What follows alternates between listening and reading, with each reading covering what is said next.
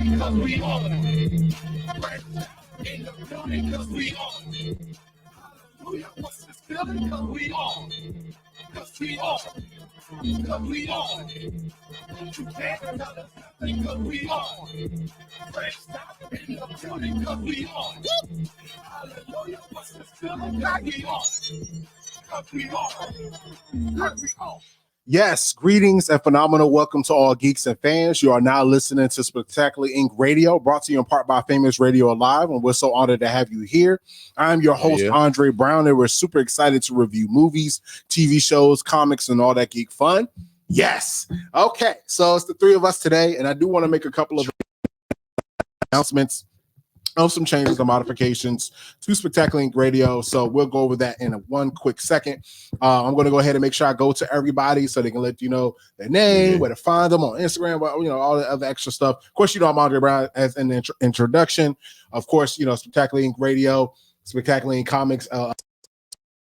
You can find us on Twitter, Facebook, Instagram, Threads, all of those different platforms. And of course, our website is under construction, but we'll be coming back very soon. I'm going to go ahead and pass it over. Of course, ladies first. Absolutely. So let everybody know your name, where to find you, all of that stuff. Yes, all that good stuff. Hi, my name is Atalaya Jolie. You can find me on Instagram at Atalaya Jolie, ATALAYAJOLETTE, and also www.com, AtalayaJolieBeauty.com.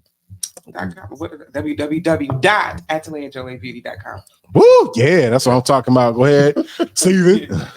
Well, it's kind of hard for me to follow behind that. I don't have a website or anything. BigJacks.com. Yeah. They're gonna think that's something completely dark. They're like, whoa. Let me subscribe to that. Big Jacks. On Instagram, BIG_JCX, Stephen Jackson on Facebook. Also, War Major, Spectacular Inc. Radio. Here, YouTube, Spectacular Inc. Radio. I'm out here. Big guy, chocolate. Definitely. You're funny. So, and the crazy thing is, so are you right now? Are you working? Are you acting in the upcoming stage play or no? Or because I know you have yours. You're working on. You're actually directing and writing, right? Directing. I'm helping writing songs. Oh, okay. Directing and kind of co-writing. Okay, gotcha. Are you working on a project right now? I mean, talking about stage play wise. I don't want to toot my own horn, but beep beep. No, we have, of course, the stage play that we have coming up with Spectacular Inc. Radio. Spectacular Inc. Comics. Oh yeah, we'll get more information about that, but it's still kind of under wraps, you know what I'm saying? But we still working on something, you know what I'm saying? But besides that, I just actually wrapped up yesterday a couple of scenes that we needed to reshoot for Vengeance is Mine, which will be out in January of next year. I gotcha. We're gonna do a huge red carpet. I can't give it away though. Okay, it's some good stuff coming. It's January 2024. Right now we're shooting for Amazon and Tubi. Y'all gonna love it. It's good. We just got a green light for something else. So that's good. That's good. Yeah. So when you gather all the information, definitely let us know so we can let everybody know. Let everybody know can you talk about anything that you got going on? But go ahead. Yeah, go ahead and talk about what you have coming up real quick. All right. So the play that I'm directing is it's a Navaco production. Woo! Yeah. And it's called Something Old, Something New Part 2. And that curtains up for that is February 10th of 2024. So. Didn't your character die or something? Got hit by a bus? No, his character is back. He's just too busy to do it. Yeah, gotcha. Recast. I gotcha. Your character is sick, dying right now in the hospital. Then all of a sudden, back. The first version is in another universe. Yeah. Got a little more like. But it's a variant. Exactly. It's a variant in the second one. Loki stuff, you know what I'm saying? So crazy. But yeah, we're definitely excited. We want to keep everybody updated because we support each other here. That's the whole point of Spectacular Radio. if people are trying to understand, so Spectacularcon Radio is just a housing where we talk about comics, TV shows, movies, this, and the third. But it was a platform that was built to promote Spectacularcon Comics LLC and everything that we have going on. But we also support each other and what we have going on here as well. And that's basically the strong suit of what we're trying to do. So just a little bit of housekeeping. I do want to kind of clear up a couple of things. We do have a lot that we're going to go over today, and we're trying to see if we could do a question bag too. So I'm not going to take too long on this. So fortunately, as of right now, Kevin and Gabe are no longer with Spectacularcon Radio. We do wish them the best. Kevin will still be involved with the projects as far as acting his character. So we're definitely super excited about that.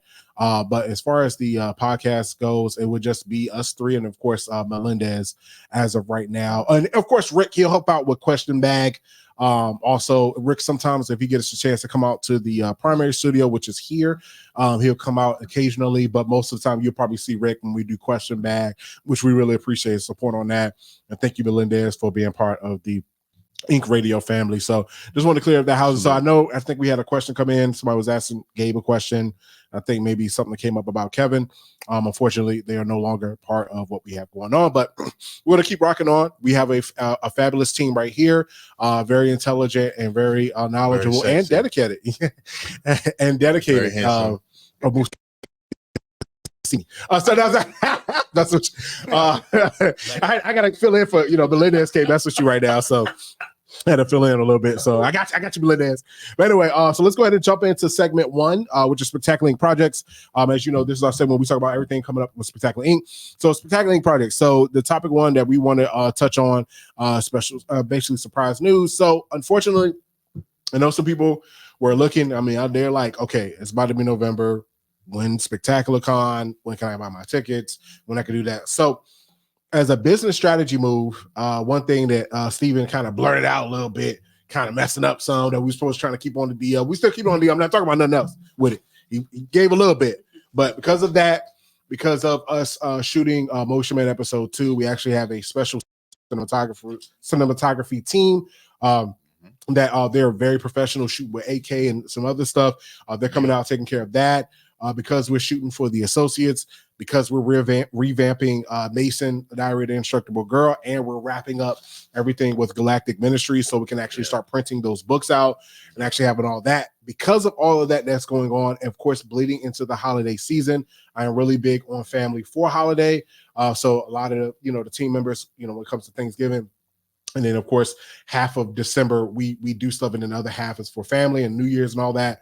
It wasn't feasible for us to actually try to squeeze in trying to do a major event like Spectacularcon. Right. I don't want that rushed. I don't want that just slap together, just rent a hotel room, business office room and try to just shove people in there. No, we want it professional quality. We want top quality when we actually do that. That is our event, and we want to treat it like it's regal. So with that being the case, we are actually going to push Spectacularcon over into March of 2024. It still will continue to be an annual thing. It's just unfortunately this year it just wasn't feasible with us shooting all the different shows from Death Wisher to all that new production and things of that nature, of course, and then Spectacularcon Radio that we have going on as well. And it's just respect for you guys as well. We don't want to put out anything mediocre that you wouldn't like. So we're very adamant about being professionals and actually giving you guys good quality for these two minds together. We don't slack on that. And we need to let y'all know that we appreciate all you guys supporting us and that we want to do something spectacular for you guys. So we're not going to rush it. We're going to make sure everything's good so everybody can have a good time. And you can also see how good and creative that we are and present it to you guys so you guys can enjoy it. Exactly.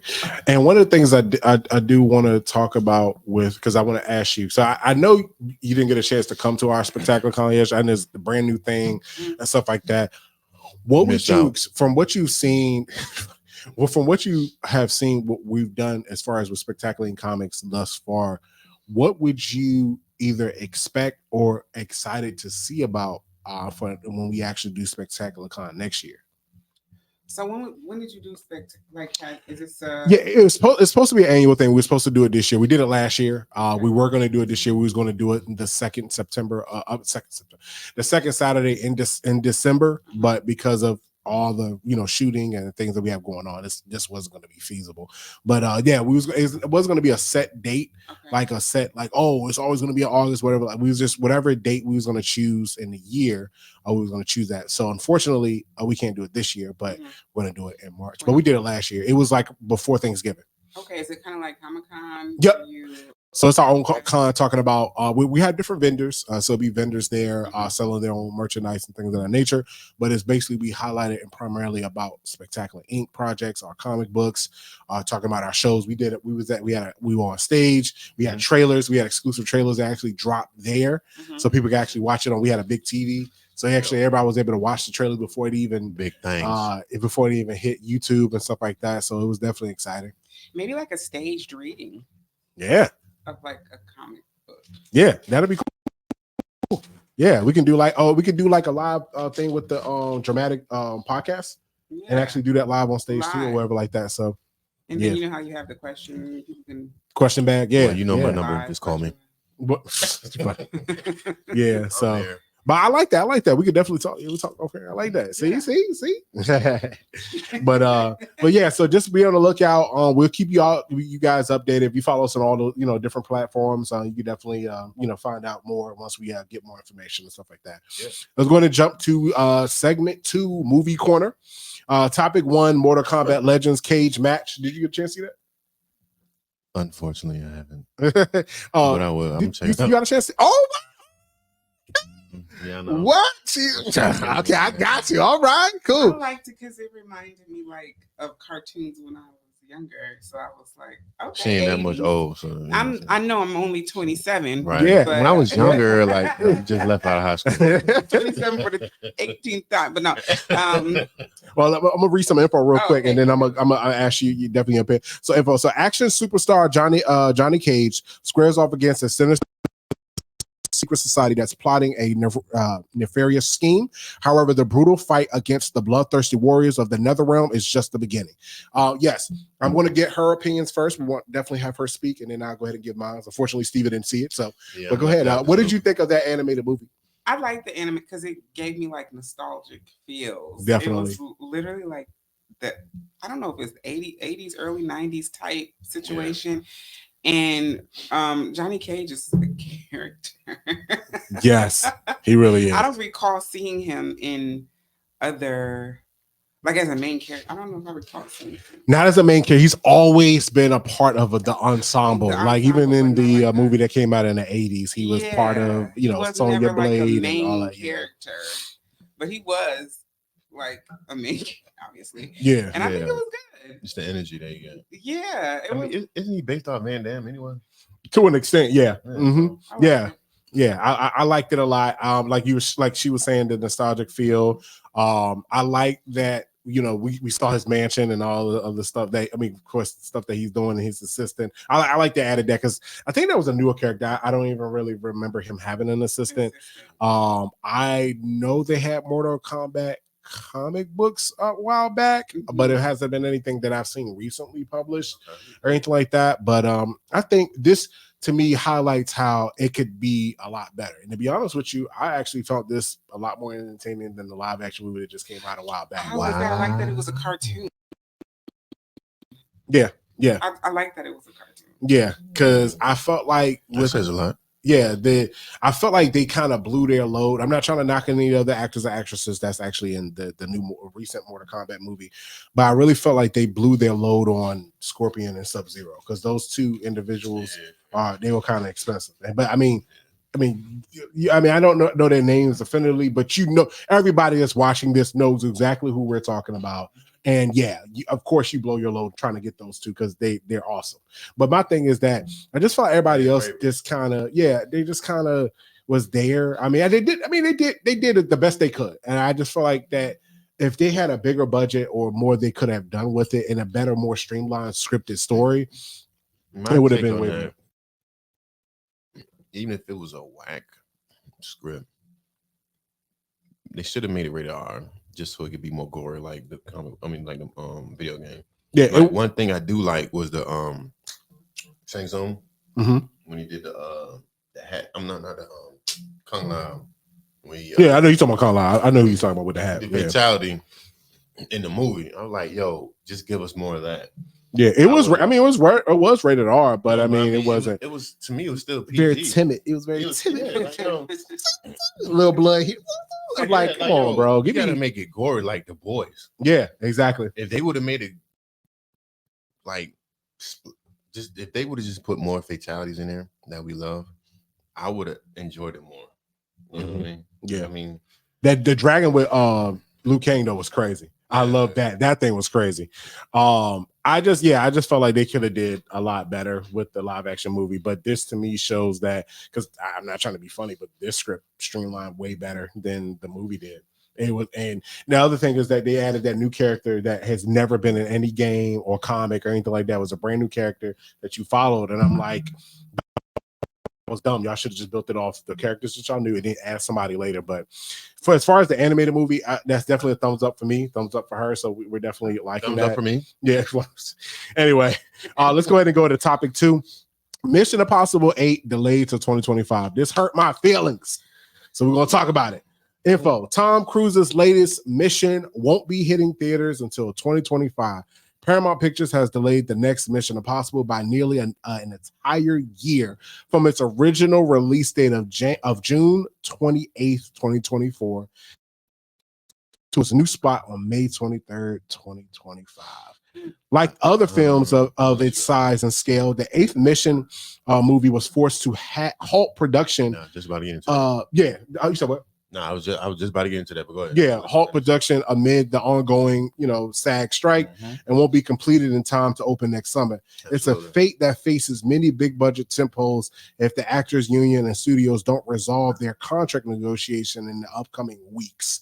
They're not the only one. I think somebody said some questions about other movies that got pushed and got moved. Disney moved some stuff. Lionsgate moved some stuff. Like everybody move stuff, but like to me this was a very significant one, me personally, because I'm going to say this: Mission Impossible Dead Reckoning to me is still it's in the conversation of the top. We're going to our top 10 of the year. It's in my top 5 right now for sure. Now, it still hasn't moved yet. It's right. Somewhere in the amalgamation of 1 through 5. I'm not sure what number yet. Right. Phenomenal, remarkable acting, action, quality, shot. Like the whole movie was just, it was just, it's like, and not even just Tom Cruise. It's like everybody on set took it serious, respected their craft from the costumes, because of how he is. Exactly, yeah, and that's what I'm saying. Go ahead. I'm sorry for cutting you. No, you go ahead. Let me know your feelings about it. When you have someone who leads by example, you have no choice but to follow suit, because he's going to handpick people that's going to be on the same level as he is, even if he got a small, like even in the last one, Ving Rhames' character, it wasn't too big but not too small, but it was still relevant and nice.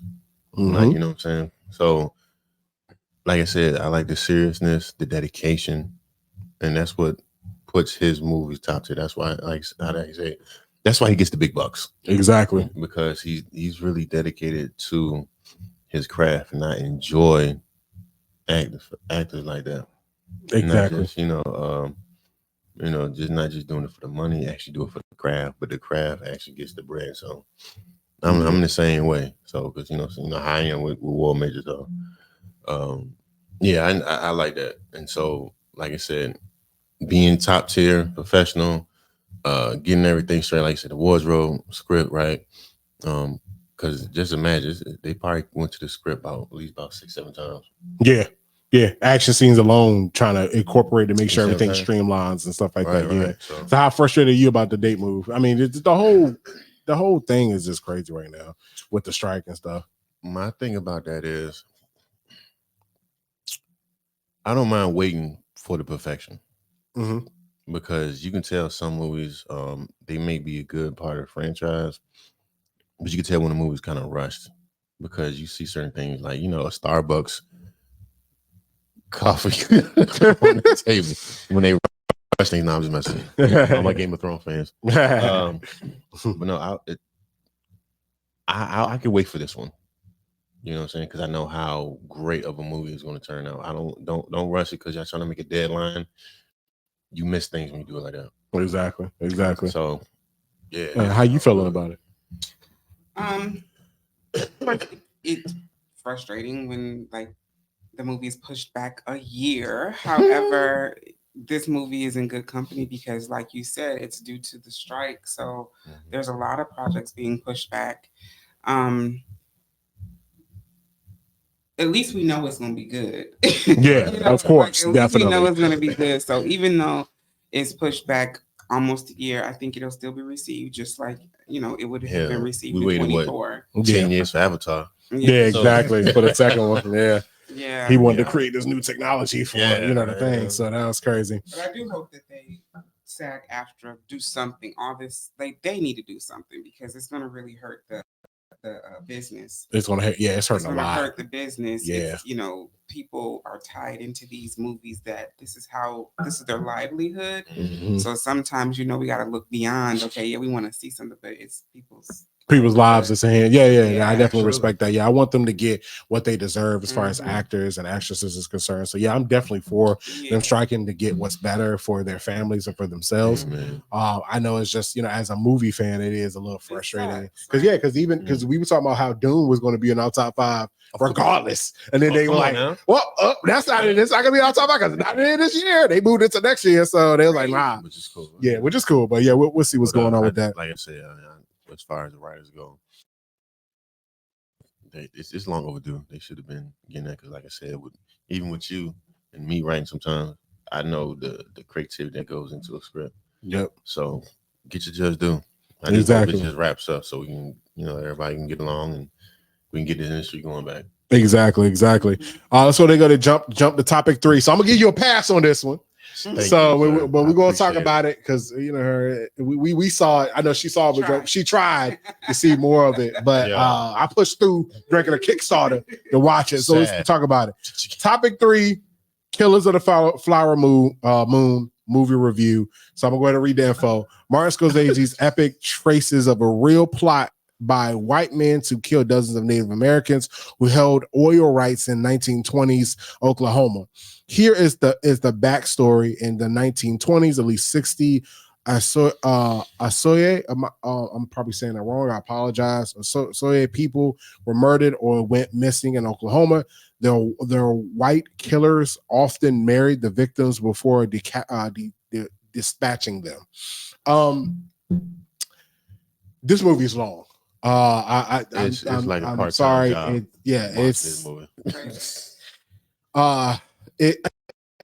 Okay, but let's talk about this. Give the merits for the movie though. The movie is good though. The directing is good. The acting is good. The quality of everything it is on the level like we're talking about, like Mission Impossible: Dead Reckoning or Oppenheimer and stuff like that. It is, and of course, in the conversation of being a very like 300 minutes long. Definitely a remarkable movie. But as far as the length of it, it had to, because like I was going through when I watched some of the movie and I actually thought about it more and stuff like that. There were parts in the movie where I felt like, okay, you could have shaved off 3 minutes here, could have shaved off 6 minutes here, and then by the time you add that up, it probably been 30-40 minutes that could have just been taken out the movie, so it'd have been a shorter runtime.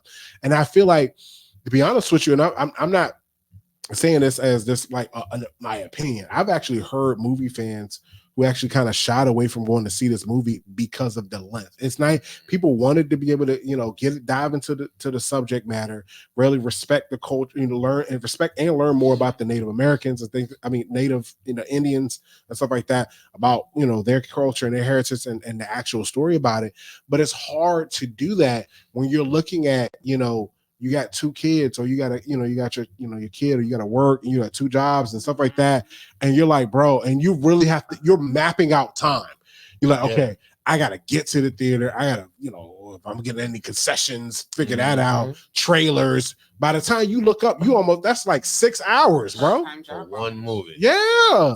For one movie. One shift is a shift.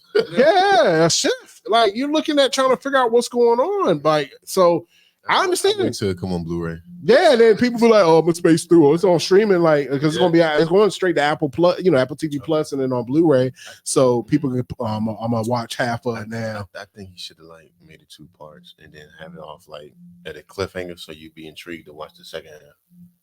Yeah, I think it would have been cool with that. What was your opinions about the movie, the directing, and everything like that? And then, of course, let me know how you feel about the runtime. So the movie itself, like the cinematography, the acting, all of that stuff was good. It was a little dark, but the story is dark.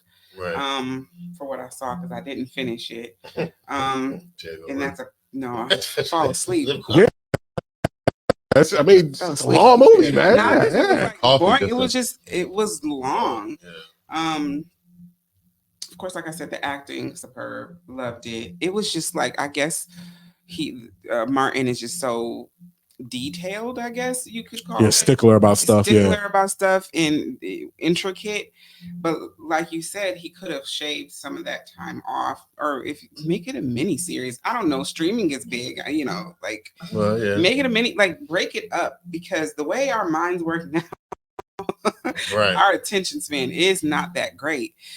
So that's the only downfall. It was really, really long. So I'm gonna try to finish it at some point. But from what I did see, they took it serious. Yeah, definitely, of course. Yeah, definitely, Martin. Yeah, they weren't, playing with the storyline. This is historical. So I appreciate that part of it, that they wanted to do justice and tell the story. So I do appreciate that. It's just, it was long. So and he did respect a lot of the natives. He did some research on that, talked with different native, Indians and things of that nature. So he went in on that. Now here's the debate that a lot of people are saying. I want to see your opinion. So, do you think this is Leonardo's best movie performance? No, I don't. Gotcha. I like some of Leo's earlier stuff. No, this is not his best to me, but it's not bad.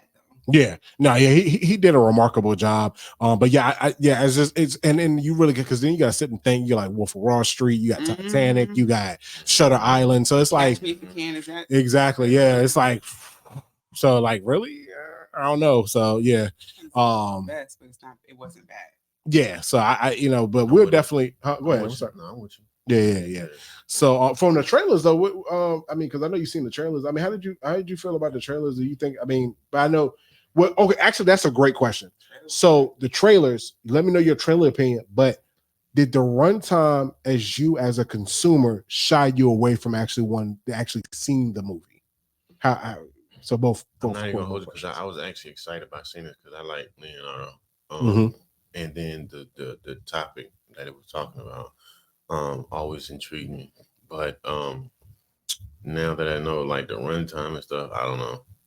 I'll probably wait for it to come on. You got Apple at home type. Yeah. That I'm so serious, like, because as soon as I saw Leo and Scorsese, I was like, it's no brainer. I'm watching. Yeah, exactly. And then, like I said, the subject, man, I was like, oh, on top of that, okay. But now it's like, I don't know. Yeah, and you saw that runtime. You like work. Exactly. It's just crazy. But yeah, we'll definitely see how everything portrays, as far as like if it's going to be because I know eventually you'll see it. So I know you'll see it before our last episode of the year. Just for Spectacular Radio, so we can actually do our top 10 best movies of the year. Yeah. I'm pretty sure it's going to be on at least one of ours, between you, me, and you, and then of course Melendez and stuff. So we'll see who fares and stuff like that. To me, as far as historical pitch though, I don't know. I have to get an edge to Oppenheimer. To me, Oppenheimer had me more on my edge of my seat. That was the biggest. Did you see Oppenheimer? No. Okay, you would love that. To me, bro, you didn't feel the runtime in Oppenheimer. That's the big difference. How long was it? I think it was like 2 hours and some change. Oh, okay. Yeah. So, but the thing about it is, it didn't feel like that. Yeah. Because me and Bianca was like, and they're talking. It's not like, oh my God, I jump out of the building, die hard. Like, it wasn't none of that. It was just literally conversations in a room, and people. We weren't the only ones at the airline. Everybody was like, he was like, yo, and the dude was like, I gotta see what's going on. I gotta read the refill. I'm like, yeah, like so. Like Oppenheimer, to me, I edge it. I don't know. I'm not knocking. It was Christopher Nolan, Martin Scorsese. Both of them are phenomenal directors. But like, I'm talking about just for this year between. See how Nolan was able to deliver within 2 hours. Yeah, 2 hours of change. Yeah, and you got people like he portraying like Albert Einstein and stuff like that. It was a phenomenal biopic, but it was not like, oh my God, what in the world? What time is I'm literally in the theater. We was like looking at the time, and I told her, I said, like, I already know I'm going to the bathroom. She was like, well, did you want to go refund? I'm like, I don't care. I already know. I'm not sitting almost 4 hours, bro. I'm not worried about it. Eventually, just tell me what happened on this scene when I come back. So I didn't even stress my bladder. I was just like, whatever. I'm going to the bathroom at some point. So let's go ahead. Let's go ahead and go to the next segment. Now, we for the next, I can probably guarantee almost for the next couple of episodes that you will see in studio for this segment 3 spotlight of the day, we're going to end up having someone for like the next 2 episodes, guaranteed, probably almost 3. For the next 3 episodes. But hey, if you let us know if you have a small business or project you'd like to promote or want to be a part of promoting on our platform here, basically in this segment, which is called Spotlight of the Day, definitely email us at spectacularradio@gmail.com. There's Spectacular Inc. Radio, so INK radio@gmail.com.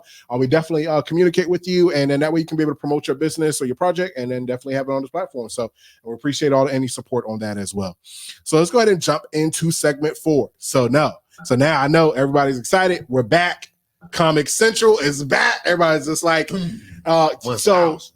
I know I'm still going to do that one video I did promise before the end of this month, before this month ends. I got to put that video out.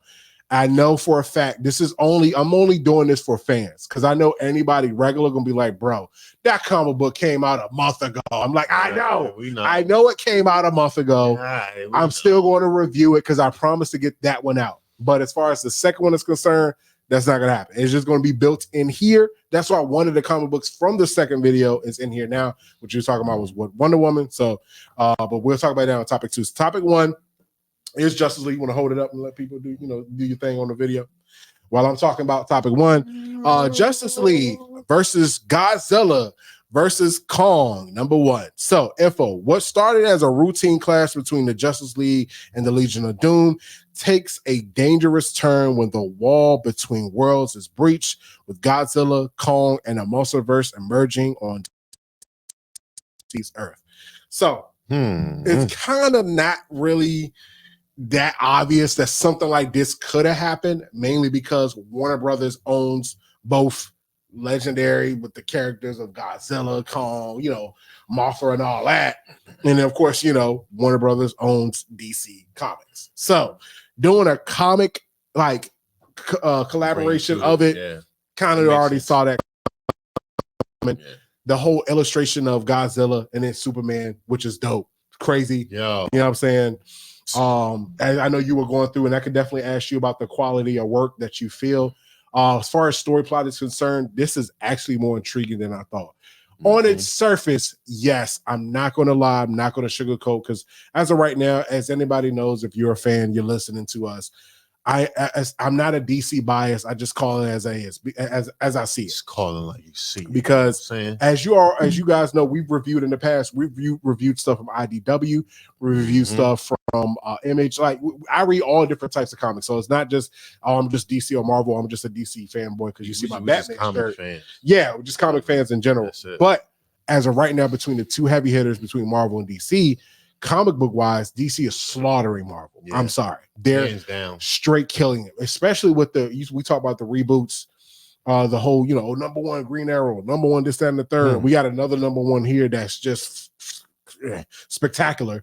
But it's just like with DC, they take care of their fans. They take care of their new readers. They're like, if I'm picking up a number 1, I want to be able to like feel what's going on, get a sense of what's going on, and not feel lost and be like, oh, well, you want to know what happened to Daredevil? Why he's talking to this lady? You better read something. I'm like, no, I don't want to. Can I just number 3? Yeah, exactly. Can I just stay here? Like, you know what I'm saying? So that being said, this one, it sounds like a gimmick. I know it does. Justice League versus Godzilla versus Kong.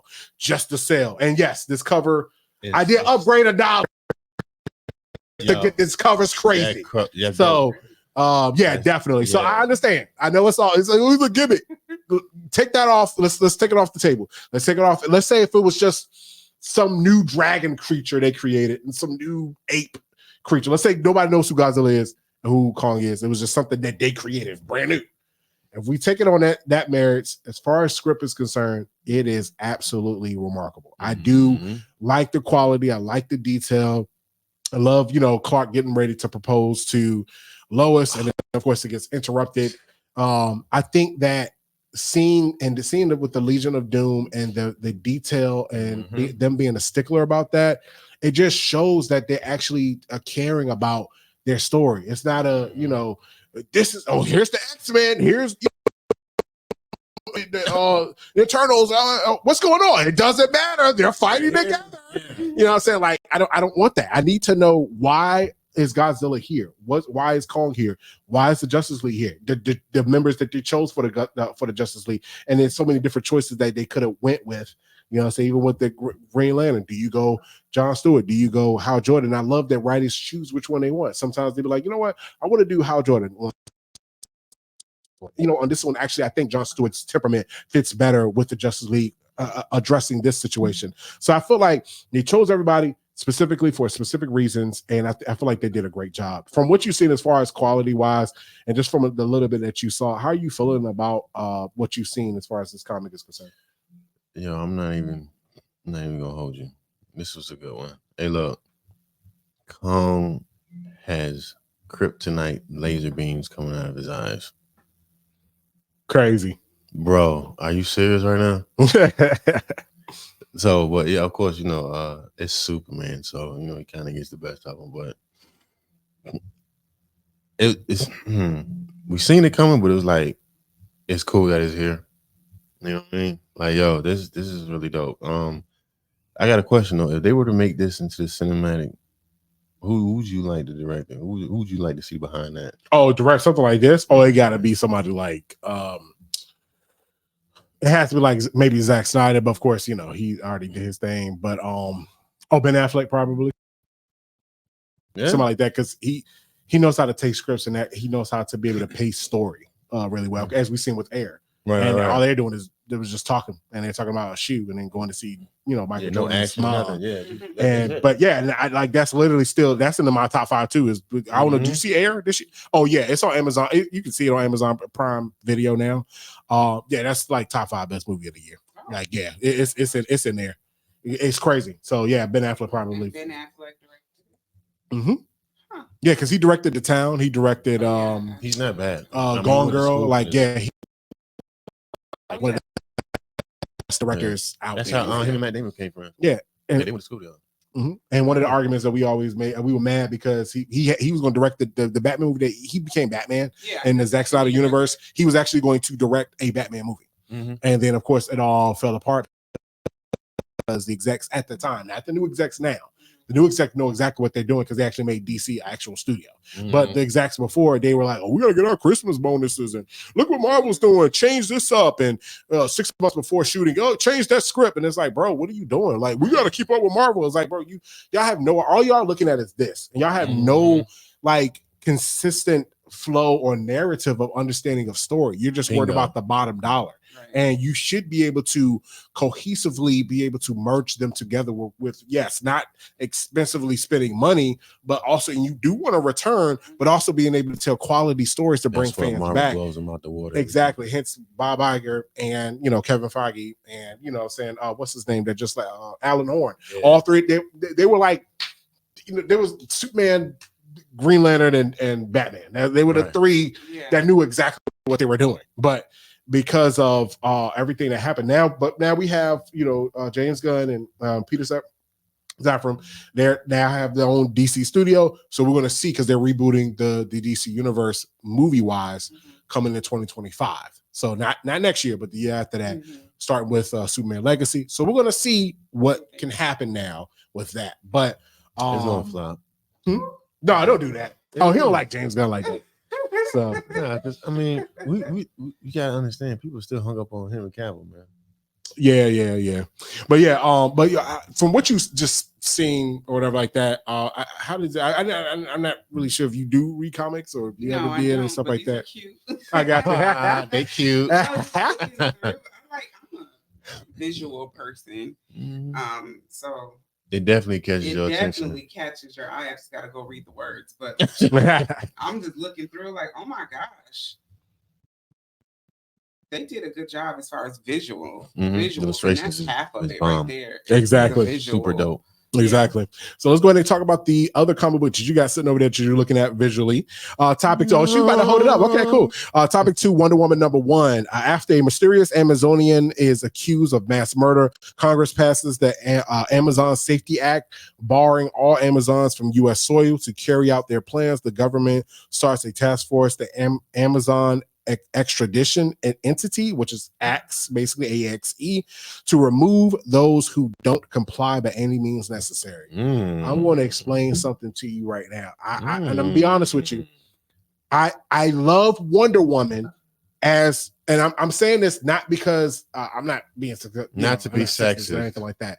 It's just there hasn't been a individual Wonder Woman story besides the trials of the Amazonians. I have that, but it hasn't been anything that really drew me in. Like actually, like, oh my God, I gotta read XYZ. Like it hasn't been any story really like that. I've always loved her with the Justice League. They respect her and use her properly, and she's always been a threat to enemies. In part of the Justice League. I mean, you see Wonder Woman, you see Superman, you see Batman, Flash, and Green Lantern standing together. I mean, you it's like you talking about I'm talking about cinematic wise, cinematic universe, original Avengers. They wouldn't even be able to touch. The Hulk would be the only one really able. That and Thor. I'd be the only ones. You talking about fighting them? Nah. Like, and Superman alone takes Hulk. And you got Thor, and then so we got Green Lantern and Flash if Thor's fast enough to catch him, and then so it's like, and then you got Wonder Woman, and Wonder Woman probably be the one to fight Thor, and then that's pretty much it. Batman took it, Iron Man. I ain't worried about that. And then, I don't know. That's a good one though. Yeah, no, Batman all day before. You talking about Iron Man versus Batman? Nah, we don't want to get into that. Iron Man probably has some to. We had this comment, bro. We had this conversation. I told you we talked about this. The animated.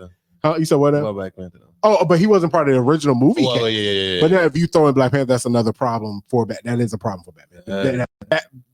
Black Panther versus Batman. No, because it's always people are like, oh, Iron Man versus Batman. And I always go back. What's the movie? I always go back to the animated movie that came out, Batman Under the Red Hood. Oh, yeah. In the beginning of that, when these idiots, these fools transporting something, they don't even know what they got. They find out it's the Mazo, which is the robot that has all the powers of the Justice League.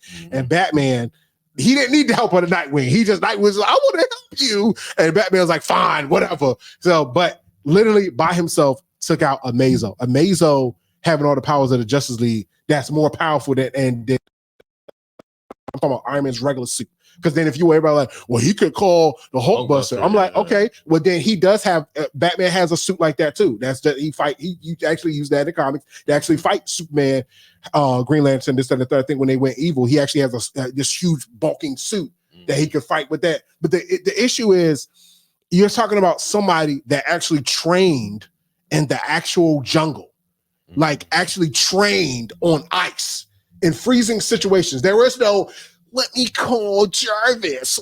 No. This was before this is him becoming Batman as training. He was in life or death situations. Iron Man was in one situation that he created a suit and actually got out of and made sure he was never going to be in that situation again. Yeah. Batman was in months of situations where like, well, you better, Ra's al Ghul's like, well, ain't nobody out here but you and me. The next person out is 5,000 miles from here, and we're in the middle of ice in Antarctica or something. So you better figure out how you gonna eat, how you gonna fish, he's surviving. No money. Yeah. There's no Alfred. He's out there freezing. 5,000 miles is the next nearest person, bro. That's the difference between him and Iron Man. Iron Man is so because the other thing is that you got to understand about Batman. He reads folks. Right, a lot of times you see him losing fights is because he's studying a person. Absolutely. Oh no, I'm beating up Batman. Yeah, but he's like, all right. So he retracts like this. He does. Yeah, he's learning. Yeah, exactly. So by that point, he'd have been like, boom, what? Got you now. So you know what I'm saying? So yeah. So we going all day, but yeah. No, what as far as combat hand to hand, yeah, Batman got him all day. But I think I just feel like Tony is very stupid intelligent. No. He is hyper intelligent, but you talking about with technology.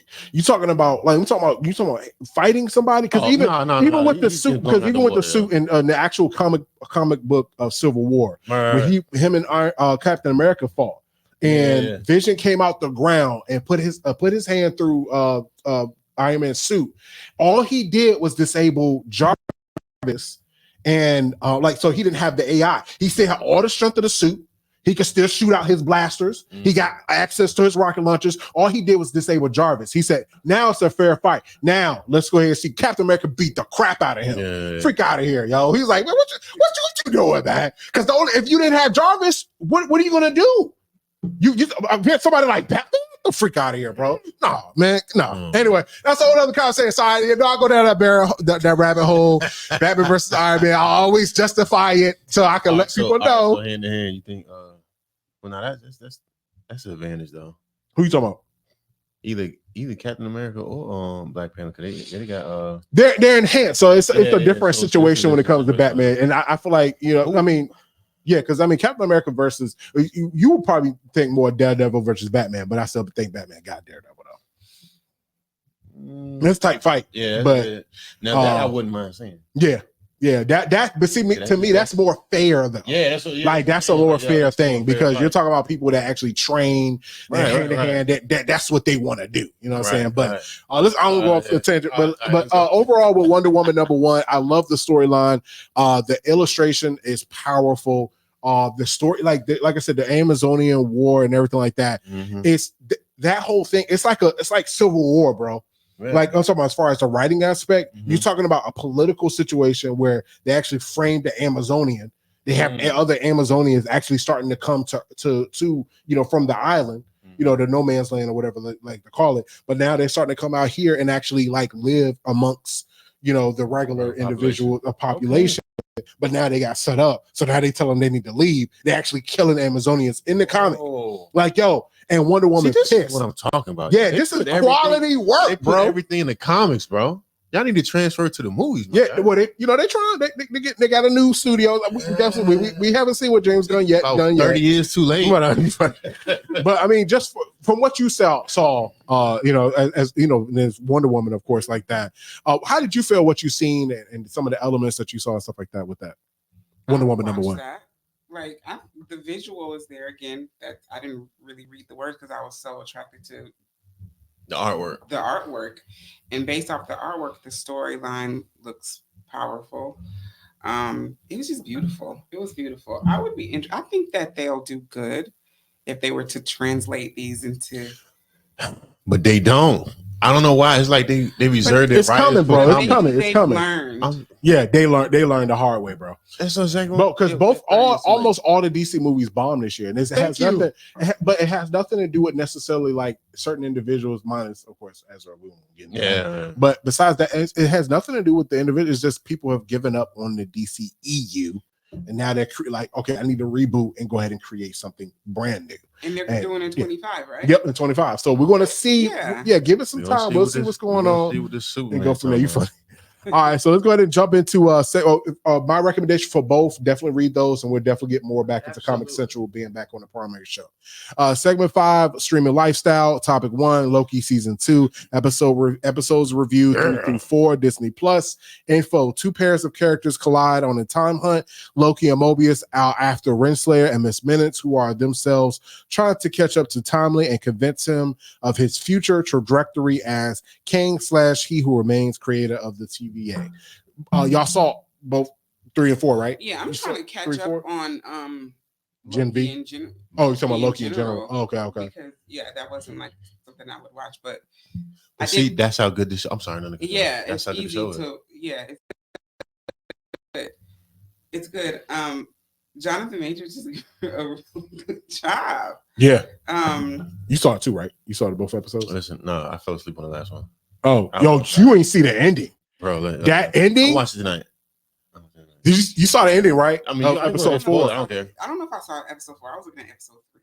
Okay. Yeah, episode 4 it came out. It's crazy because it reset. Everything got reset. They actually lost. They lost. So they lost. Yeah, they lost. Jonathan Majors' character he's about to go do it, and he gets disintegrated instantly. and they're like, "Oh my god!" And then the thing explodes, and then everybody's like, "Cuts to black." Over. We don't know. It just went to black. And the credits. Holy shizness. We don't know what's gonna happen. It just went to black. They lost though. They all of what you're seeing, basically, it was everything got wiped out. You know what's funny? And I wouldn't mind this if they like keep going backwards and having a new storyline. Get there, go back, keep having a different storyline. Kind of like I like the different like infinite dimensions and stuff. Yeah, that would actually be kind of funny as hell to me, because like that's like, yo, you can write 12 scripts for the same joint, you know what I'm saying? Like, yo, oh, we got a different version. All right, there's another version. Yo, because if it resets, that means it goes back, and then they have to, or they're in a time loop. Well, I mean, what's gonna happen? Yeah, exactly. Like the possibilities are endless now. But see, here's the thing. I think that explains what's been going on, because, as you know, a lot of the Marvel universe has not really necessarily been connected.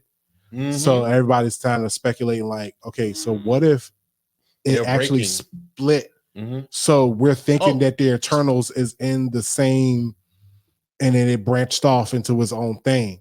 And then what if? Because remember, nobody's talked about the what's his name, the Torment, the guy that's coming back to judge. Judging. They saw him. I'm gonna come back and judge the Eternals. I don't know if you saw the Eternals movie. But at the end, he was talking about, I'm gonna come back and judge you. Nobody's talked about that since that happened. Was that a branch off? Was that his own thing? See, now when you say that, I'm thinking about now with the Oracle, when she was explaining to the Hulk. Every time you do something, it branches and makes another. You talking about his the chosen? I forgot her name. You know, we talking about. She was basically overseer of the Sanctum until until Wong took over, basically. With the whole timeline thing, like, bro, I feel like now I'm like, okay, maybe everything's gonna start making sense now, because they may start off. The next episode being like, okay, this is happening with the Eternals. Oh, Spider-Man, he's and it's like, oh shoot, like maybe this was like, is everything getting reset, everything getting jacked up? Is that why like Moon Knight, I'm saying, the whole situation with everybody fighting in Egypt, nobody talked about that. Was that maybe was his own timeline? All right, now, so we got to see, when did Loki take the Tesseract? When was this? This was what? No, you're talking about movie. Well, that was the first movie. Okay, cool. Now, if you just say that, right?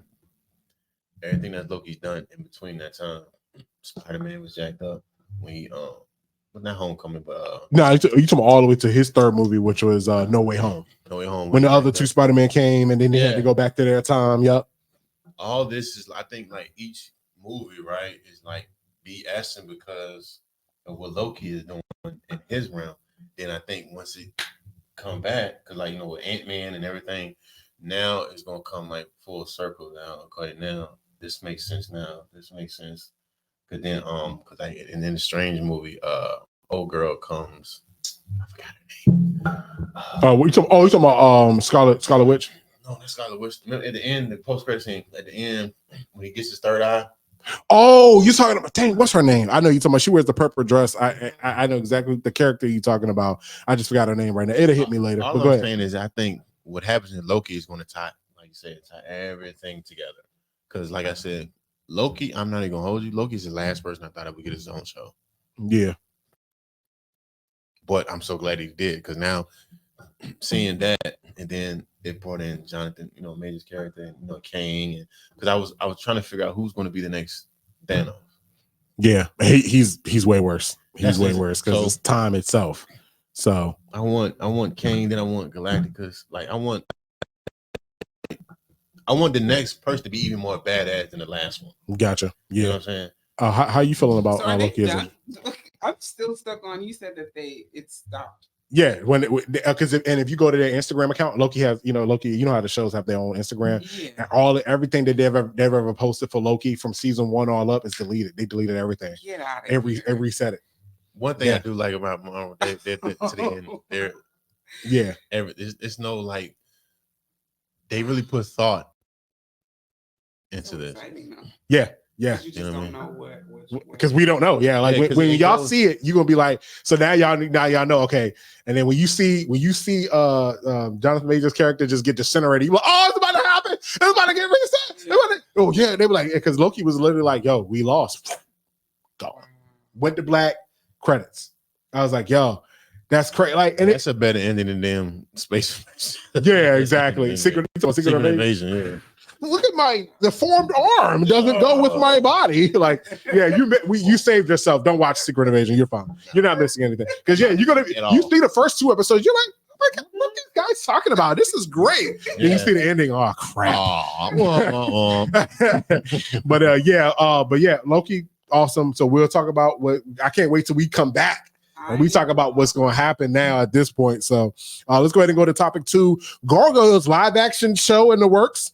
Info: Gargoyles could finally be returning to television with a live action reboot series currently in the works at Disney Plus. Variety has confirmed that Disney streaming service is working with Gary Dummerman and James Wan's Atomic Monster to develop a live action version of the beloved animated show. Who the front runner though? If you no, James Wan is involved. No, I mean like. So who's the showrunner? No. I'm sorry. Who did they pick Cassie? No, they didn't even got that far yet. They had the table writing the script and trying to get that together and stuff like that. This for me, since it's nostalgia, we grew up. Have to have a good cast for this.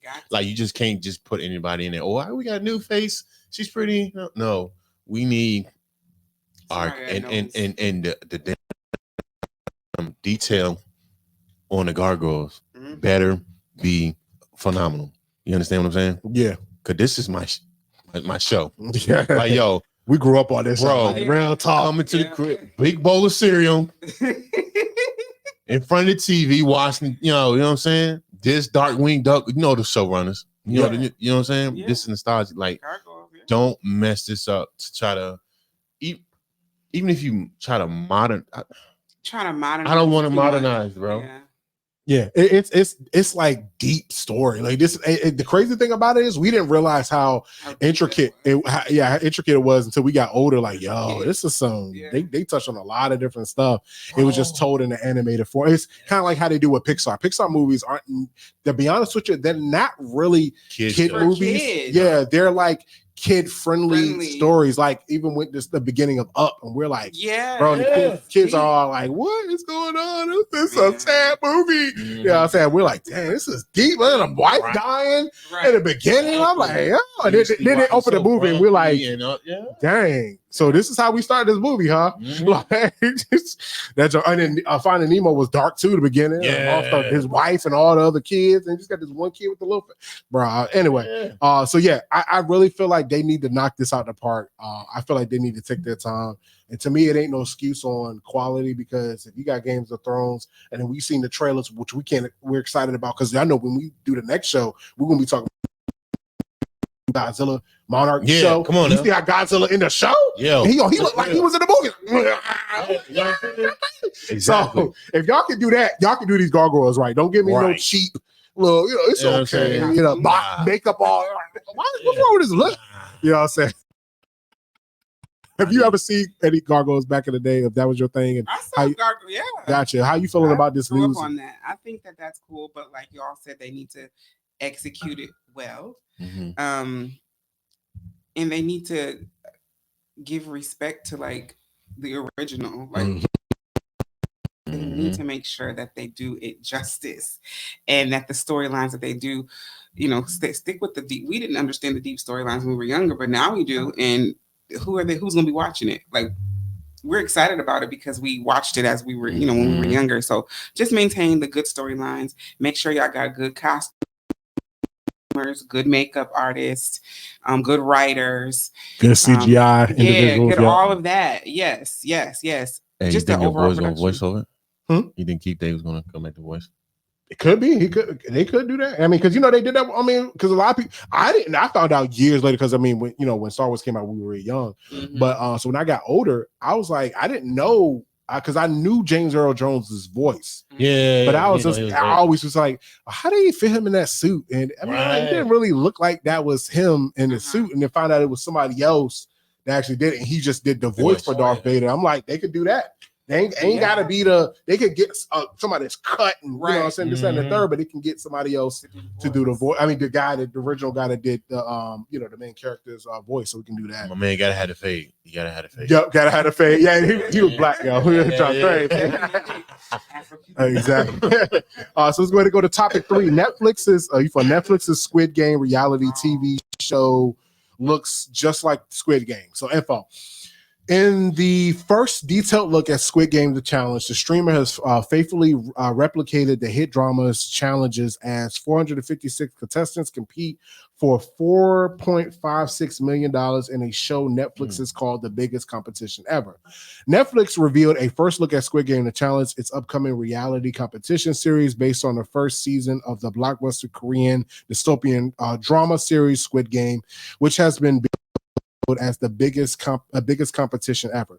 In the challenge, 456 players from around the world play a series of games inspired by Squid Game for prize of $4.6 million.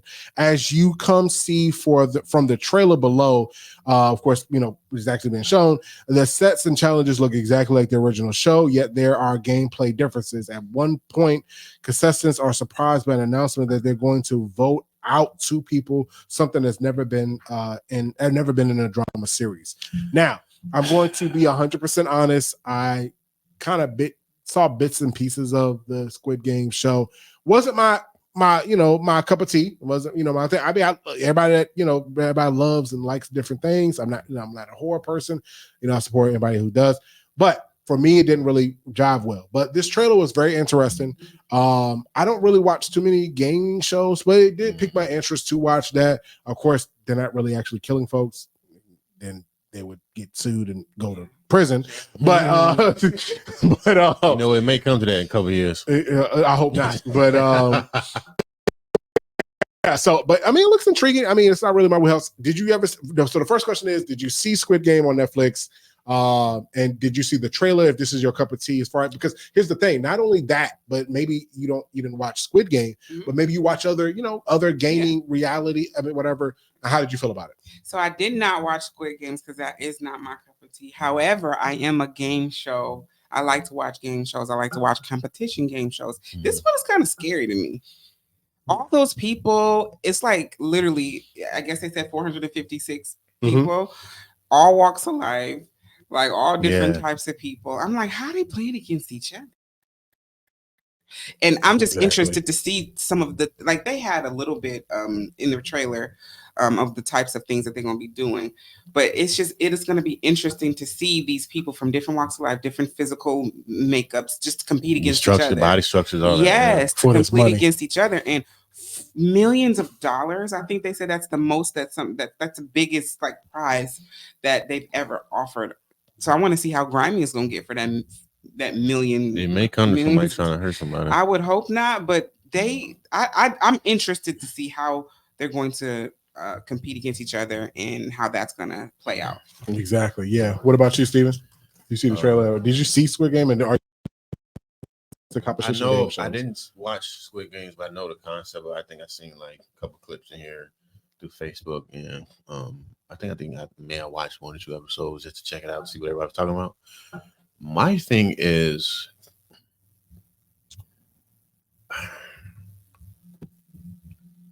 the people that made Squid Games originally, Netflix kind of blackballed them a little bit as far as pay, because they sold them to them. I think if the rumor is true, they sold it to Netflix, the rights, 100,000, maybe 200. It was on the low end, yeah, and they didn't expect it to be that hit, that big of a hit. But I might still try to get residuals or something from it. So now, since Netflix that's why it's only right that Netflix doing a spinoff or whatever, because they own the rights to the Squid Game. So my thing is, are they going to give some contributions to the original makers of Squid Game since they're back launching Squid Games? That's my biggest concern. I got you. If the show makes a hit, cool. Like I said, it wasn't my cup of tea. I looked at it to see what the hype was about, because even LeBron was talking about it. Yeah, exactly. So, but my thing is, are they going to get some back pay for that? it's kind of crazy how, I mean, it is contract, it is business, but at the same time, it's like how much you going to water down this idea to get money off of it when it was originally, you know what I'm saying, my idea, blah, blah, blah. And like, are you going to try to, the reason why it's so big because how big the prize money is because how big Squid Games were. Exactly. That's why they're able to put $4.5 million as the prize because how well the Squid Games did. Exactly. They know they're going to get that back and then some when they actually air this because they actually are breaking it up. They're not dropping the whole season. They're actually going to do 3 episodes one week, 3 episodes the next week. Exactly. Come on. Yep. Exactly. So it's about to be interesting. So yeah, we'll definitely find out more about that. I was going to jump to topic 4. And the Marvel series it's canceled most likely. This probably got something to do with not only the change of power from Bob Chapek to Bob Iger, and then of course they watered down Marvel, but also the fact of the strikes and everything that's been going on, and they having to push everything back. I think that's a lot of stuff. So let's go ahead and go to info. Earlier this week, we learned that Marvel Studios is going back to the drawing board with Daredevil Born Again, essentially rebooting the series on a creative level. The show's writers and directors have been fired, and only a handful of scenes shot prior to Hollywood strikes are expected to be kept.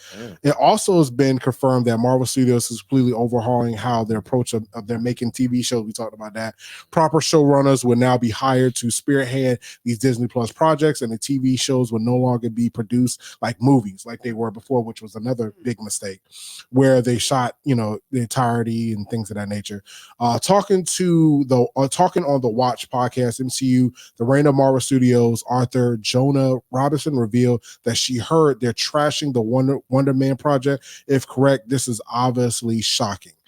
I'm not really surprised because of the fact that they are there's a couple of things we already talked about. They shot a lot of the Marvel shows as movies, which is something they shouldn't have did. Because of the fact that all you're doing is you're shooting a movie and then you're chopping it in weird places. Yeah. And you're like, I guess we're here. Credits. It's like, no. So, and you can kind of that they learned from this. It was season 2, how Loki is. Season 2, they're learning. We're not going to see this change for another year. Started the newest stuff. So next year, some of the newest stuff coming out. See how they learn from their mistakes early on. You're funny, whatever. But Wonder Man was a very interesting prospect. If you're not familiar with that character, I mean, he's never really had his own show, from my understanding.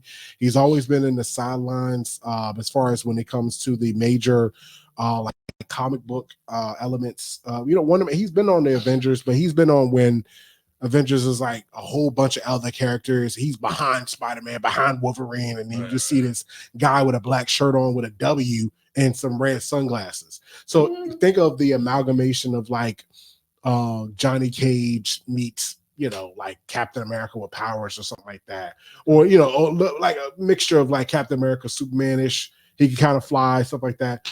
I didn't really see how they could actually do a show with him, but it was very intriguing. And then they casted I cannot see his name, but he was in what's the show that Regina King did? Oh, Watchmen show. He played her husband. He played Black Manta. Yeah. On Aquaman. The black. He's a black bald guy. Yeah, he's phenomenal. Yeah, that piqued my interest more when they actually casted him. So, but this has nothing to do with him. This has all to do with the exchanging of power between Bob Chapek and Bob Iger. Bob Chapek and his ridiculous clown show of a team, how they ran Marvel into the freaking ground, watered it down, exactly. And then on top of that, the strikes.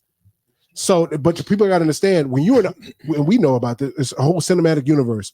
One thing messes up one show. Now you got to go back and be like, okay, wait a minute. I gotta see how things are going. As far as like how the show's going, how things are being planned out. Just like you got to go to the drawing board back to a lot of different stuff, and it's just crazy that they have to reconfigure everything because of basically what's going on with the strikes and what actually happened. So, do you even know anything about Wonder Man or anything like that at all? I know you probably seen them bits, pieces. I didn't really dig into it. Like I said, he's kind of like a side character. Yeah. Yeah, but I mean, if they do it properly, they can create new fans for him. Yeah. How do you feel about it? being possibly canceled though. But I mean, would you be surprised with everything that's going on right now? Not surprised, but at the same time, it's like, damn, at least try to give it a shot. Yeah. At least try to, like, even if it's a season for 4 episodes or whatever, do it. Because, like I said, you might bring on a new. It might be some Wonder Man fans that you know what I'm saying, wanted this to happen, and you got a whole new audience now. Exactly. So yeah. I mean, as far as I understand, you know, things happen, but as far as me being a creator, like, yo, let's at least try it out, see what can go. Gotcha. It's not going to cost us a lot of money. We already got, what did you say, like 4 or 5 episodes in already or something like that? Oh, no. That you talking about Daredevil. They were talking about Daredevil earlier. But this, they haven't even shot anything yet. All they have is a script. But I wonder if the script got something to do with like the tie-ins with Loki and all this stuff. But because it's being pushed, now it's like, we got to, because if they can't air it out, it might mess up everything. Now they got to go all the way back to the drawing board and create a whole new script. Does that mess up Hulk, Loki, Invasion? Because how are they going to like introduce? Like maybe they was going to, like, when Loki goes back, do they show him then, or now if they're going to can it, do they have to go to Loki a different way? Yeah, and then the other question would be if they have to do Secret Wars, are they restart? Because it's a rumor that they're rebooting the entire MCU and Secret Wars. Because Secret Wars, if you're not made familiar, if you're not a comic book reader, Secret Wars is usually where they go to reboot, and because they've rebooted Marvel Cinematic. I mean, not cinematic, but Marvel Comic Universe, of course, we've read comics for years, at least 4 or 5 times. I mean, because eventually it's just so much going on. They're like, okay, we gotta filter this down, and they do Secret Wars. That's what Crisis on Infinite Earths is for DC. Yeah. That's their way of being like this huge, all the characters, planets, exploding planets, to reset and to refresh everything. So since they announced that, everybody's like, oh, well, they're going to end up using Secret Wars to reboot everything. I think they should, because now they got X-Men, and I don't think they should put X-Men in.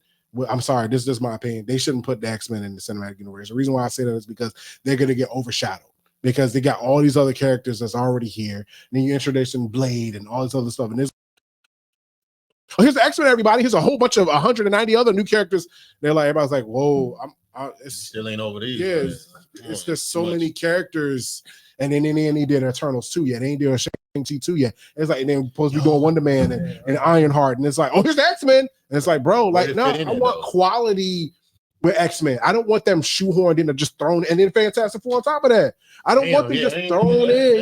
Just thrown in. You know what I'm saying, in the mix. And it's like, oh, here's Wolverine and Cyclops. And it's like, oh, great. It's you know what I'm saying? Yeah, it's like there's so much going on. So so we'll see if they do that. Yeah. I know you don't know too much about it, but from some of the Disney Plus shows that you've seen as Marvel-wise, are you at all a bit excited about Wonder Man and hoping that they don't cancel it, or is it intrigue you? Or I would think that if they found it valuable enough to do it in the first place, I would hope that they would just push it back like they're doing with everything else right now. Exactly. I understand that the strike and all that stuff is pushing everything back, but I wonder if there has to be something else to where they decided for this one to fully cancel, as opposed to just pushing it back.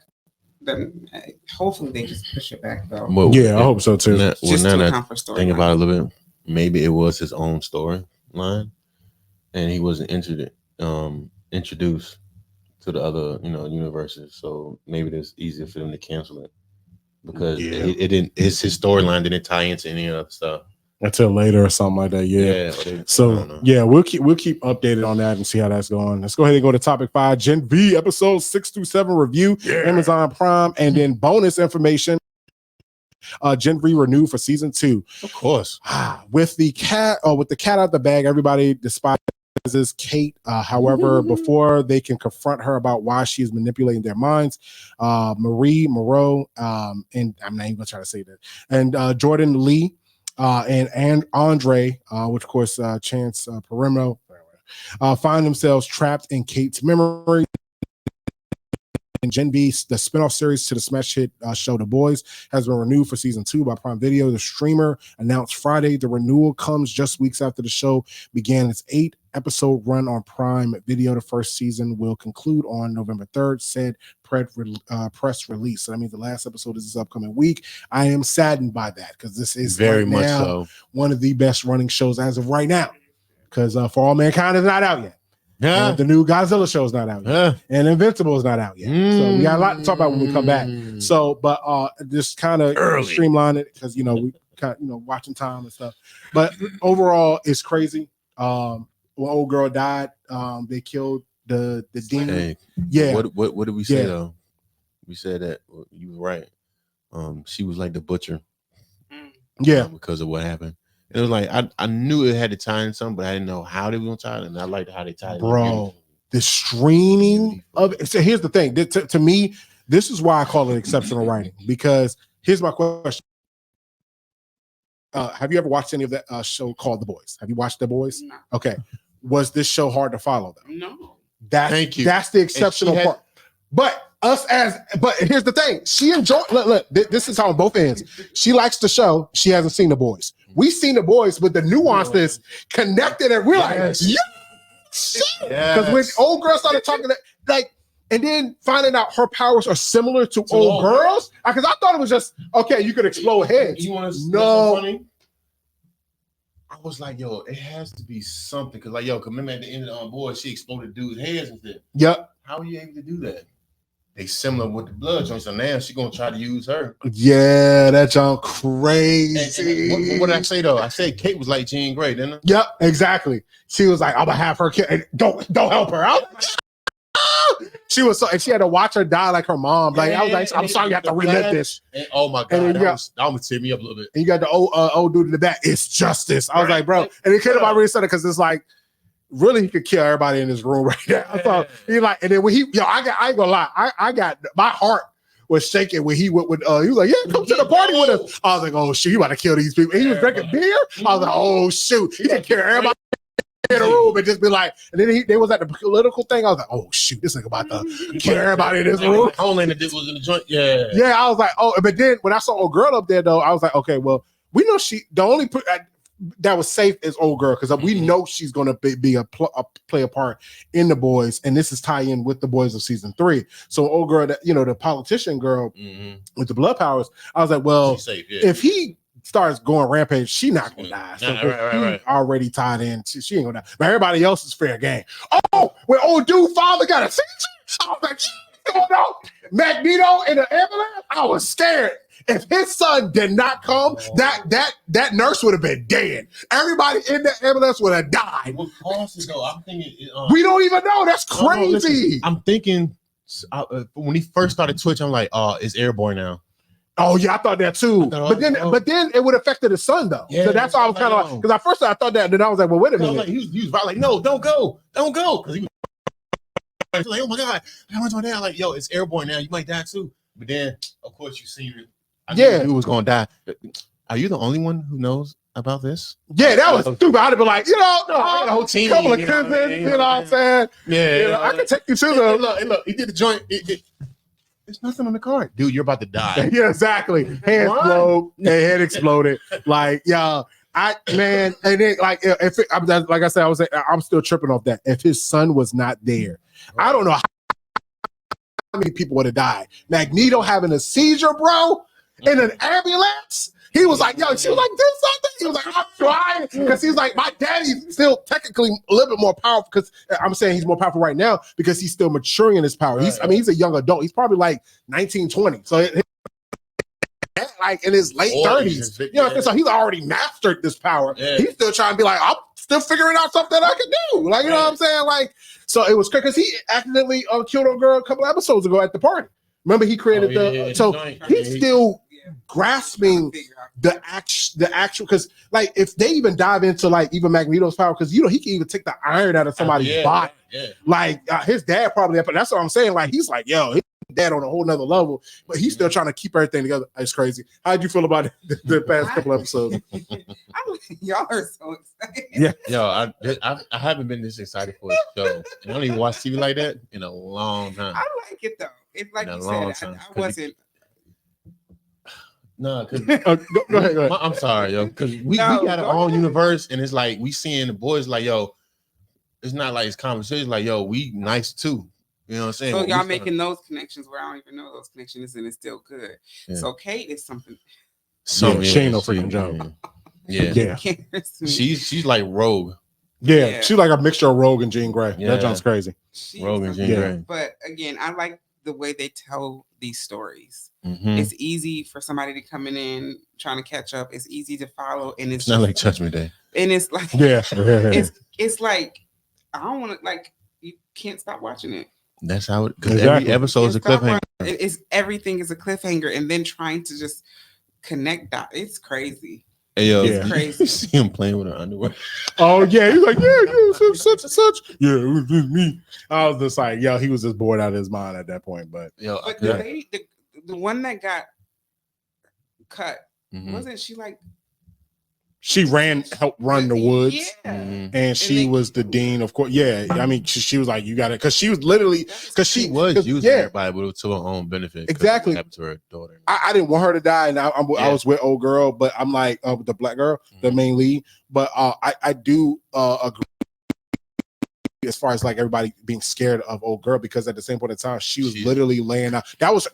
Kate won't make her say that. She was making her tell the truth. That was the truth. She was like, I'm gonna kill every one of y'all. So y'all gonna die. Here's the thing. Gonna sick and die. Like, and when I forgot her character, but she's like the intel for Butcher. Oh, the older lady. Yeah. I know a man who has the same rage as you. But it's their stories correlate because and the first thing when she said about the airborne and killing our suit, the first thing I did was I thought about Butcher's son. Yep, exactly. First thing I thought about, like, damn, he's gonna kill his son too. When I seen Old Girl, and it's like they both have the same agenda because of what happened to him. Like Homelander ended up killing Butcher's wife, and I'm having a baby with him, right? Raped her, basically. And then you got Homelander, the same guy who did the airplane joint, and I'm trying to figure out how they even find out. Exactly. So hidden files and all that stuff. You know what I'm saying? So she was even dangerous, but I knew she was dangerous when she set the reporter up. Yep. And then when she was like, "What? Yeah, you got a tumor, right?" And then like, "Oh, how she found that out in 2 hours?" Yeah, gone crazy. That's gone crazy. Like so, but let's go ahead and jump because we got to tie up. So let's go ahead to topic 6 real quick. Fallout series release date. So Prime Video has announced the premiere date for the television adaptation of the popular video game franchise Fallout. The series is set to debut on April 12, 2024, was revealed on Fallout Day. The show stars Walton Goggins and takes place in a post-apocalyptic world. So of course, if you're a geek fan, you already know what Fallout is. You're already excited. I mean, we already hype about it. I'm already hyped. I mean, of course we're going to review it. You know, Prime Video is not going to be stupid and dump the whole thing. You know, they shows like this, they drop it weekly. So of course, we're going to review it. I'm ultra excited. I hope they do stick a lot to the game. How you feeling about Fallout and the announcement and everything like that? I know you've seen bits and pieces of the game. I think you may play it, back in the day, one or two times, maybe back in the day. It's new. All right. Of course, a lot of people are excited about it.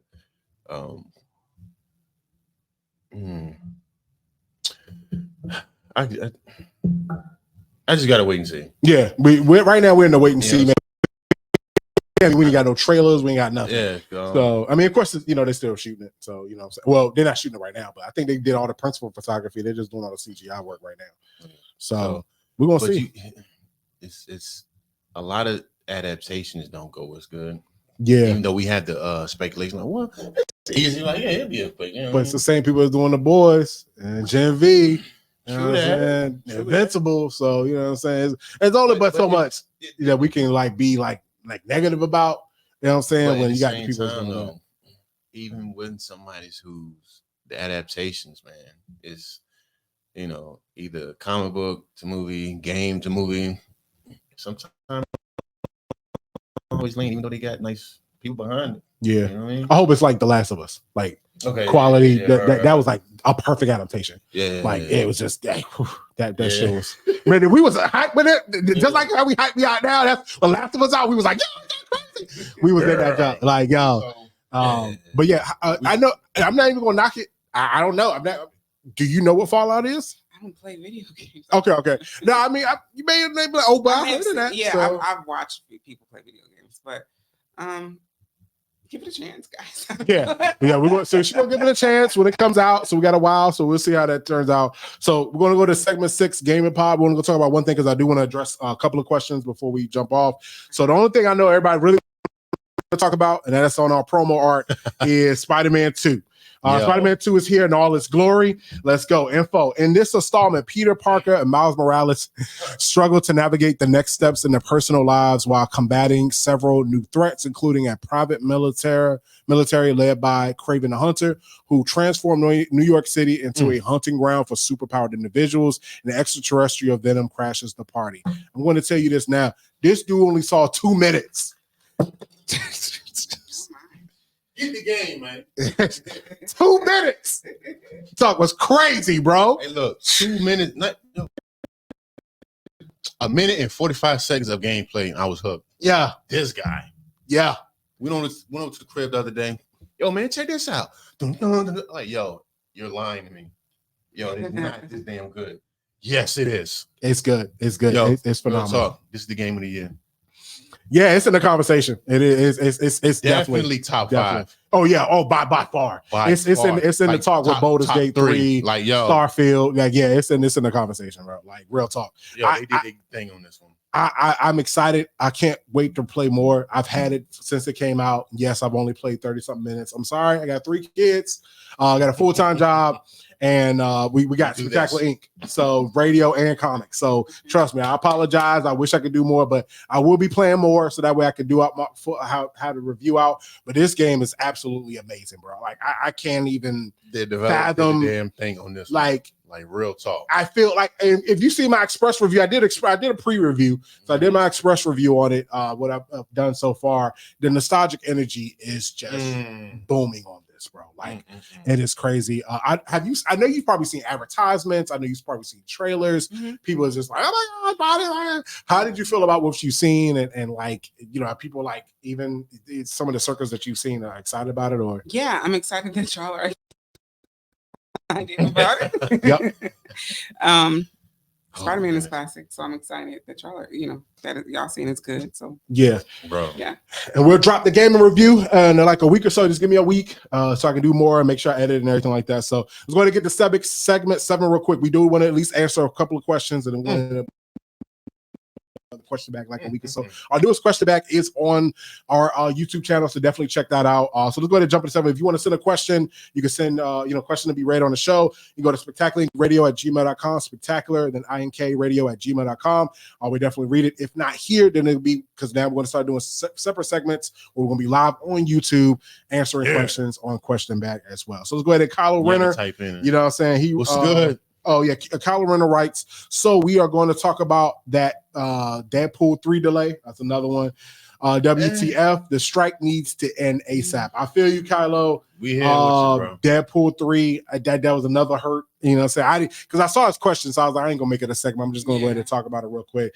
Yeah, it's part of those. That's not the only other one. It's a lot of Disney delay some other stuff too, so it's a little frustrating, stuff like that. So Mrs. Incredible writes, so Jonathan Majors' accuser is now getting arrested. Why did she lie about that, messing that man's career up? Why do people lie in the first place? Yeah, and I know he's still going to court. I don't know what's going to happen with this, man. It's a lot of drama surrounding this. I don't want to point fingers because I don't know all the logistics of it. And of course, we weren't there. So we're going to see what turns up. I mean, anything y'all want to add to that or anything that video of certain things?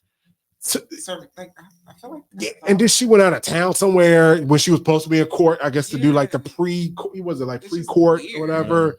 It's just a lot of this whole situation is kind of crazy. Yeah, and it's kind of weird or convenient that when he became an A-list star. Yeah, because after I think was after Creed it was after Ant-Man. So because it was Devotion, Creed 3, and after Ant-Man and the Wasp, he actually I think transformed into an A-list star at that point. Yes. And at that point, then it's like he hit me. Yes, yeah. And they were together for like 7 years, something like that. Yeah.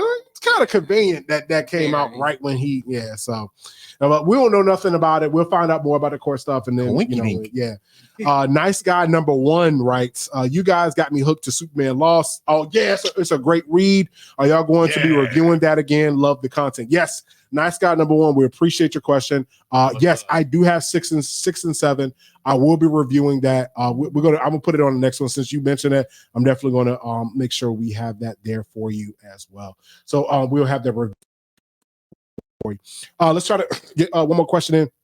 Hannah B writes, Boom Studios introduces a new spin to the Power Ranger comics with Ranger Academy coming. You guys into that comic? What do you think? I think it looks decent. Hope the writing is up to par. So Hannah, so I appreciate that. It's kind of hard to follow. It's a lot of the mythos with it. Yeah. So it's a lot that we're trying to, review as far as comics wise. Hard to figure out when I'm trying to jump in there. It does look intriguing. It does look interesting. I'm definitely intrigued to see what it does, but I'm not really sure if that's something I'm going to jump into. But it does look intriguing. I may jump into that once I find a good segue point to jump in and then kind of go from there. So, and then let's try to see. We do one more question here. Master Chef 5000 writes. So Microsoft finally did it after all this time. They bought Activision / Blizzard, $69 billion. Woo, that's steep. So how's the future of the console wars going to look now? Activision / Blizzard. Yeah, I mean, it's Microsoft. So yeah. Bill Gates. Yeah. So Activision and Blizzard is nothing to sneeze at. It is it's in the top 3, one of the biggest gaming studios in the world. I think them doing that means they need to take Xbox a lot more seriously. They need to figure out more of a streamlined platform that they're going to lay on instead of just having the gaming pass. And then that makes people not buy the hardware. But then at the same point in time, Microsoft don't really care, because if you're buying a PC, bet you that PC got something to do with Microsoft, and they're gonna make money regardless. So I think it's a good deal. We'll just see how it turns out. Anything you want to add to that? I know you're not into gaming, so I know you're like, who? What are they? So that's what I'm learning. I got you. No, of course, yeah, of course, yeah. No. All love. Like, we just I'm just messing. But how you feeling about it? Anything you want to add to that? So is this going to make Xbox better? I mean, I don't. They need more. They need more first party games. That's what they need. So is it actually the console or is it the games? Which one is it? No, it's the games. I mean, yeah. As far as like them making it, or are you talking about what Blizzard? No. What's the separation between PS5 and Xbox? Hardware, and it's supposed to be exclusives. So I mean, right now they don't really have that many exclusives. I mean, they got Halo, they got Gears of War, and they got yeah. I mean, I don't know. I mean, like, how you even if Microsoft does that, what innovative things are you going to come with now? That's true. Like I'm being dead ass. Like, what are you going to do to top PS5? Anything with, what I'm saying? So is it just like a war with, is it like the iPhone versus Samsung war? It's supposed to be. Yeah, I mean, it's their competition. So but I mean, Samsung is blowing y'all out the water because they just innovated, created, like, they got the flip phone. They just, instead of just releasing the same old joint, just a smaller screen, or I like their ecosystem. So I mean, that's just with me. But you can open multiple apps at once with the Samsung. I'm not disputing that. I'm just saying, like, I'm used to the ecosystem. I like the ecosystem and stuff like that. No, don't. I feel what you're saying. Don't get me wrong, though. I think both are great for specific reasons. Like, if I once I on my business, Apple is a good phone to be with. Send no viruses and it's about more security. Yeah, definitely. Yeah, that by far. For everyday use, Samsung. Samsung. Yeah. I agree with you on that, because I'm a big tech person too. So you already know. Yeah, so they both have, it's their strong points. But like I'm saying, okay, you guys bought out Blizzard, right? Activision. What are you going to do with the Xbox? What are you going to do to liven it to say, okay, I'm a new consumer, I want to get some console. What is going to make me choose the Xbox over the PS5? Yep. Well, we want to see. That's all I want to know. Well, we want to see what they're going to do. So we definitely appreciate it. We hit time. We appreciate you guys joining with us. We're going to have a lot more. I know next episode that we do live in studio is going to be crazy, especially with streaming lifestyle. I'm so excited about that. And we probably end up reviewing the Marvels, so the Marvels probably be out by that point too. So definitely check us out. Spectacular Inc. Radio, Spectacular Inc. Comics. Share, subscribe. Like, share, subscribe. Definitely check us out. I am Andre. I'm Big Jax. Atalaya Jolie. And we see y'all next time. Thank you for joining us at Spectacular Inc. Radio. Y'all have a fantastic day. Thank you. Yo. Love y'all. Thank y'all. Yes, it's still for like 3 seconds. No.